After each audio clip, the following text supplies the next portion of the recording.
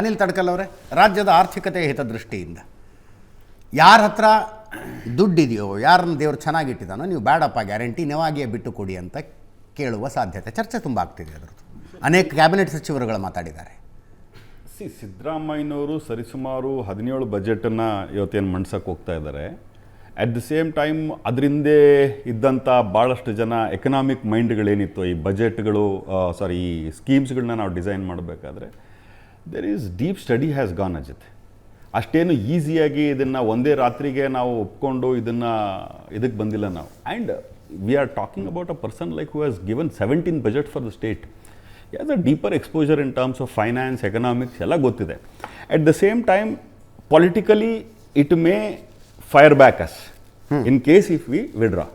I may agree completely with that. ಅಲ್ಲ, complete withdrawal ಬಗ್ಗೆ ಮಾತಾಡ್ತಿಲ್ಲ. ಅಲ್ಲ, ಐ ಅಂಡರ್ಸ್ಟುಡ್ ಸರ್. ಈಗ ಏನಾಗುತ್ತೆ, ಈಗ ನರೇಂದ್ರ ಮೋದಿ 2014 ಅಧಿಕಾರಕ್ಕೆ ಬಂದರು, 2015 ಜನರಿಗೆ ಮನವಿ ಮಾಡಿಕೊಂಡ್ರು. ಅವರು ಗ್ಯಾಸ್ ಸಬ್ಸಿಡಿ, ಯಾರು ಸಬ್ಸಿಡಿ ಇಲ್ಲದೆ ಗ್ಯಾಸನ್ನು ಖರೀದಿ ಮಾಡೋ ಸಾಮರ್ಥ್ಯ ಇದೆಯೋ ಗಿವ್ ಇಟ್ ಅಪ್, ಸ್ವಯಂ ಪ್ರೇರಿತರಾಗಿ ನೀವು ಬಿಡಿ ಅಂತ 1 ವರ್ಷದಲ್ಲಿ 1 ಕೋಟಿ ಜನ ಬಿಟ್ಟರು. ನಮಗೆ ಬೇಡಪ್ಪ ಗ್ಯಾಸ್ ಸಬ್ಸಿಡಿ ಸರ್. ಈಗ ಹಾಗೆ ಕೇಳಿಕೊಳ್ಳುವ ಸಾಧ್ಯತೆ ಸರ್ ಅಲ್ಲಿ ಏನಾಗಿದೆ ಅಂತಂದರೆ, ಇಟ್ ಈಸ್ ಒಂದು ಪ್ರಾಡಕ್ಟ್. ಇಲ್ಲಿ ದುಡ್ಡು 2 ಲಕ್ಷ ರೂಪಾಯಿ, 2,000 ರೂಪಾಯಿ ನಾವೇನು ಕೊಡ್ತಾ ಇದ್ದೀವಿ, ಜೊತೆಗೆ ಶಕ್ತಿ ಸ್ಕೀಮ್ ಏನು ಕೊಡ್ತಾ ಇದ್ದೀವಿ, ಭಾಳಷ್ಟು ಸ್ಕೀಮ್ಸ್ಗಳು ಇಲ್ಲಿ ಡಿ ಬಿ ಟಿ ಇರೋದ್ರಿಂದ ಐ ಡೋಂಟ್ ಥಿಂಕ್ ಸೊ ಜನರು ಇದನ್ನು ಏನು ಈಸಿಯಾಗಿ ಅವ್ರು ಹೇಳ್ದಂಗೆ ಈಸಿಯಾಗಿ ಬಿಟ್ಟುಬಿಡ್ತಾರೆ ಅಂತ.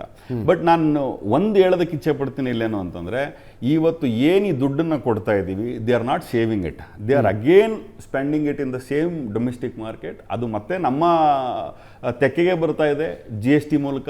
And think if you look at the data closely, we are the number 1 state in the country ನಾವು GST ಪೇಮೆಂಟ್ ಮಾಡೋದಕ್ಕೆ.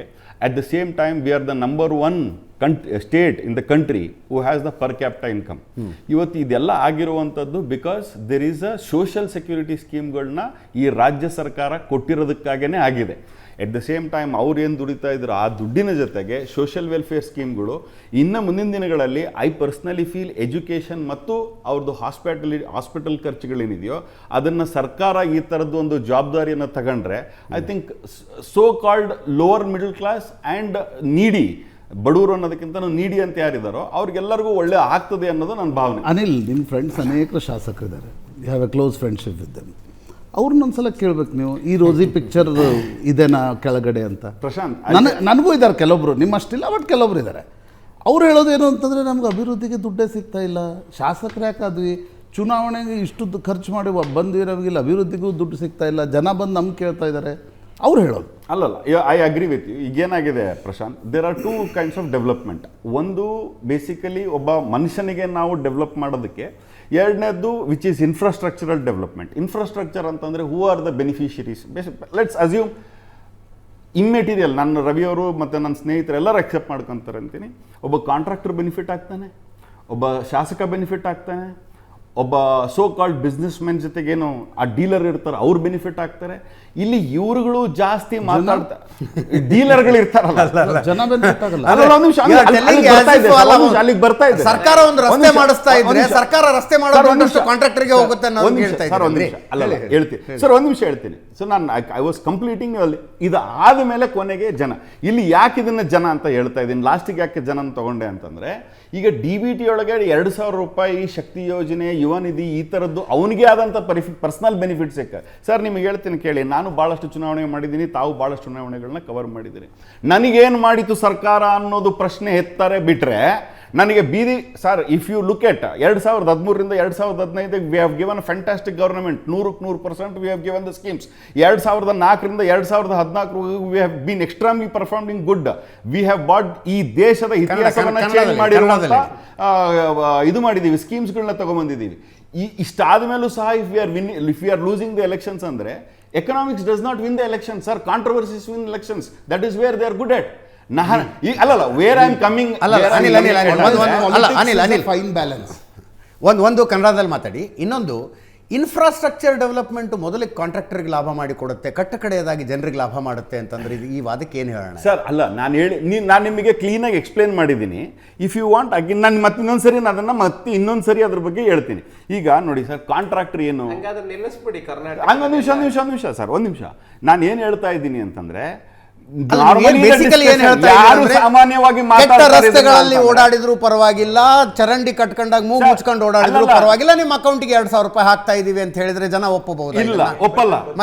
ಬಟ್ ಆದ್ರೆ ನಿನಗೆ 2,000 ರೂಪಾಯಿ ಕೊಡ್ತಾ ಇದ್ದೀನಿ, ಅದಾಗಿದ್ಮೇಲೆ ಚರಂಡಿ ಮಾಡ್ತೀನಿ ಅಂದ್ರೆ ಮಾಡು ಅಂತಾರೆ.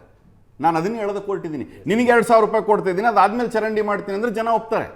ಯಾಕಂದ್ರೆ ಈ ಏನಂತ ಪದ್ಧತಿ ಇದೇ ತರ ನಡ್ಕೊಂಡ್ ಬಂದಿದೆ. ನಾನು ಇಲ್ಲ ಅಂತ ಹೇಳಲ್ಲ ನಾನು.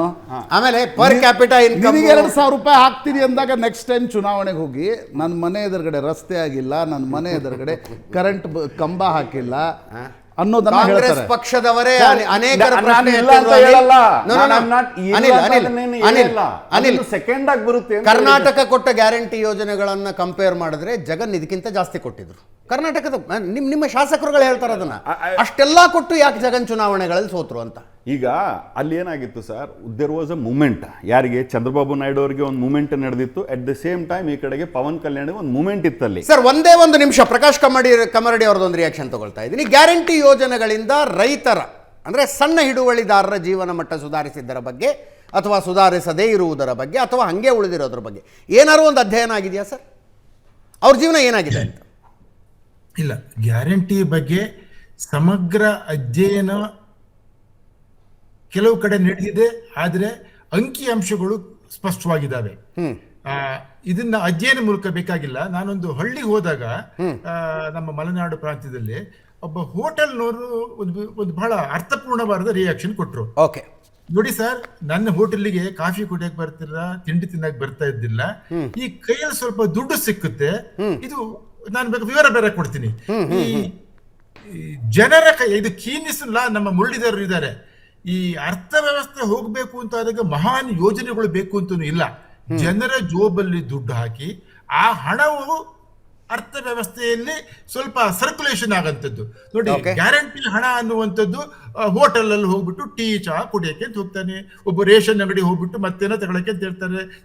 ಈ ರೀತಿಯ ಒಂದು ಇದಾಗಿದೆ. ಆದ್ರೆ ಒಟ್ಟಾರೆ ಹೇಳ್ತೀನಲ್ಲ, ಇದನ್ನ ಗ್ಯಾರಂಟಿ ಫ್ರೀ ಬಿ ಅಂತ ಹೇಳ್ಬಿಟ್ಟು ಸಣ್ಣ ಮಟ್ಟದಲ್ಲಿ ನೋಡೋದು ಬೇಡ. ಇದು ರೈತರ ಒಂದು ಕೊಳ್ಳುವ ಶಕ್ತಿ ಜಾಸ್ತಿ ಮಾಡತಕ್ಕಂಥದ್ದಲ್ಲಿ ಹೇಳಿ. ಈಗ ಜನರ ಕೈಯಲ್ಲಿ ದುಡ್ಡು ಕೊಡಬೇಕು, ಆ ದುಡ್ಡು ವಾಪಸ್ ಮಾರ್ಕೆಟಿಗೆ ಬರುತ್ತೆ, ಮತ್ತೆ ಅದು ಟ್ಯಾಕ್ಸ್ ಕಲೆಕ್ಷನ್ ಆಗುತ್ತೆ. ಇದು ಲಾಂಗ್ ಟರ್ಮ್ ಓಕೆನಾ? ಈ ಪ್ರಶ್ನೆಗೆ ಉತ್ತರ ತಗೊಳ್ತೀನಿ ರೀ.